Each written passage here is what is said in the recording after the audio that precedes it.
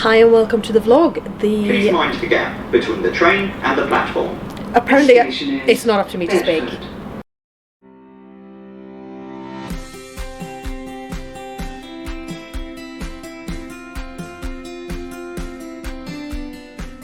Hi and welcome to the vlog. I'm Tova, this is ParentXP, and Alice and I are on our way to Sweden to see my grandmother.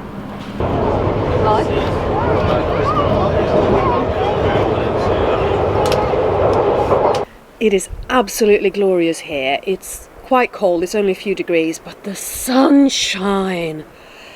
Oh, and it's just, the air is so fresh and the light is so bright, and today we're just resting, we're taking it easy. The journey yesterday was pretty intense, and now my child is quiet, so give me a second and let me check where she is.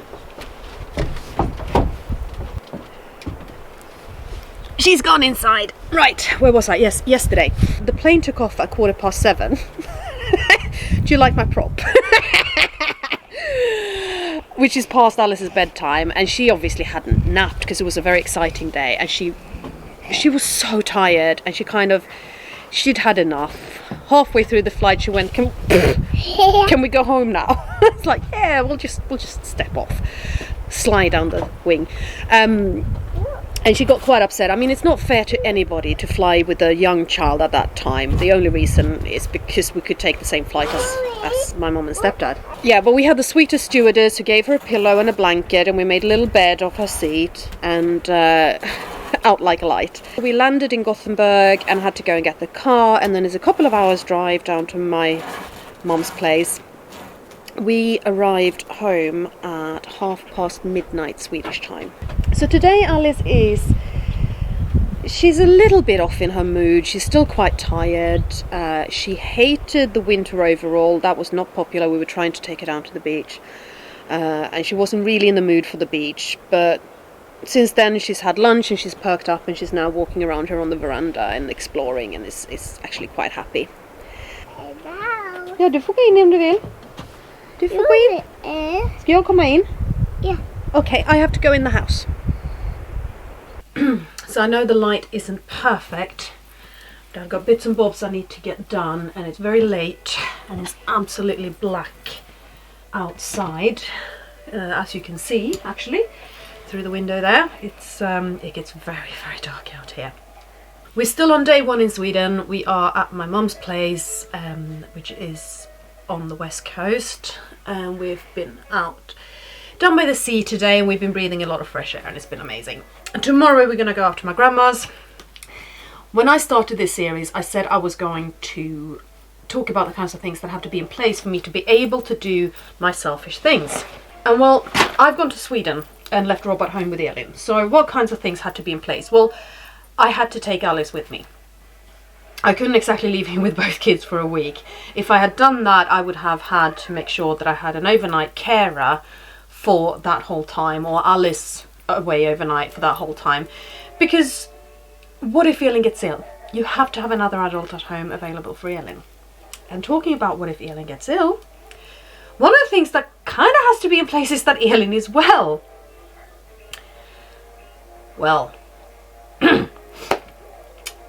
on Monday, Elin's school rang Rob and said something's wrong with Elin's feeding tube. What? Elin's tube looked longer. The tube bit out of her stomach looked longer than it should be. They'd given her medicine. She'd gotten really upset. So their fear was that the tube had somehow come out of the stomach and was lying in between the stomach and the abdomen, sort of in the abdominal cavity.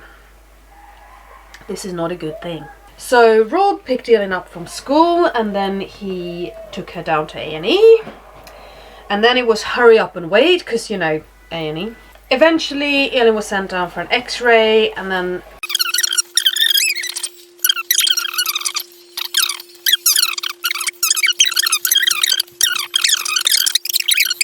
Elin came home. Elin's fine. But what if Elin hadn't been fine? What if the tube really had come out of her stomach?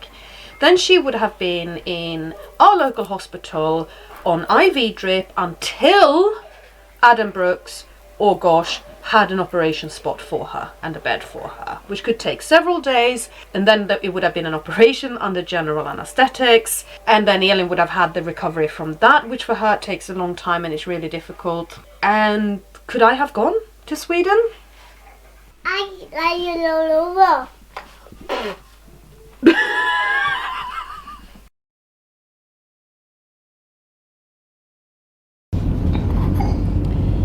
We are in the car on our way up to my grandmother. Just stopped for lunch a little bit over 2/3 of the way. Alice slept so well in the car before we got here. She just woke up just as we were parking up for lunch, so that worked out really well.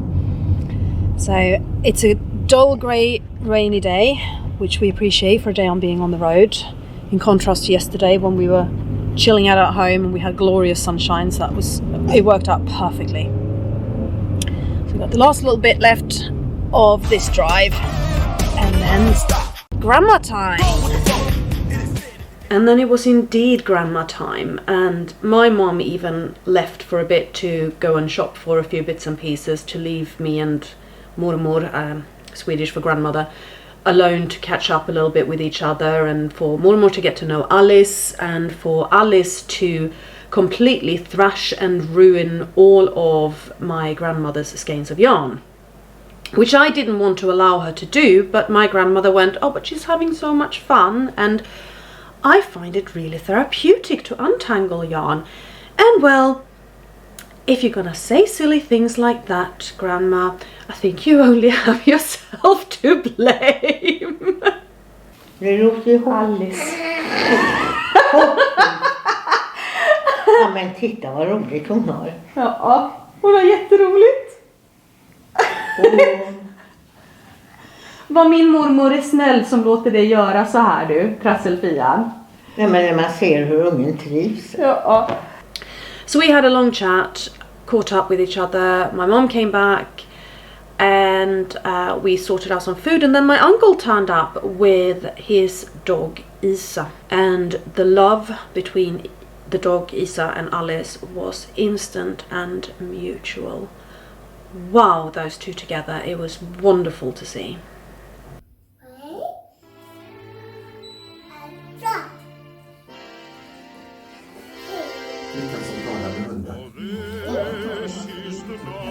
It was such a lovely day, and I'm so glad that I actually went to Sweden, made sure to catch up with my grandmother and have that time with her. It is so important.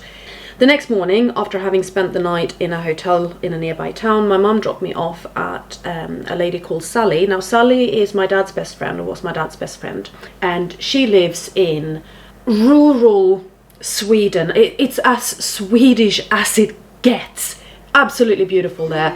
Beautiful woods, beautiful cottage, beautiful garden, beautiful dogs. So we got more dogs. There were a lot of dogs this trip. And then she had 2 pigs as well. And I love pigs. I think pigs are brilliant. So these were really nice. And eventually, when we were done at Sally's, it was not the end of the trip, but kind of the end of me proactively vlogging the trip. Because that was the point where my mom dropped me off in Gothenburg for my first selfish night away. I am going to vlog about that selfish night, because of course that's a very important part of my Being Selfish series, but I didn't actually record anything going on during that time. So after my selfish night and morning in Gothenburg, I went back down to my mum's and Alice and caught up with them a little bit more, and then had a final sort of morning, an early afternoon with my mum's, and then Alice and I took the train back up to Gothenburg, where we had a hotel for the night. And we caught up with a friend, went over there for dinner, and Alice got to experience some amazing new toys. Train tracks.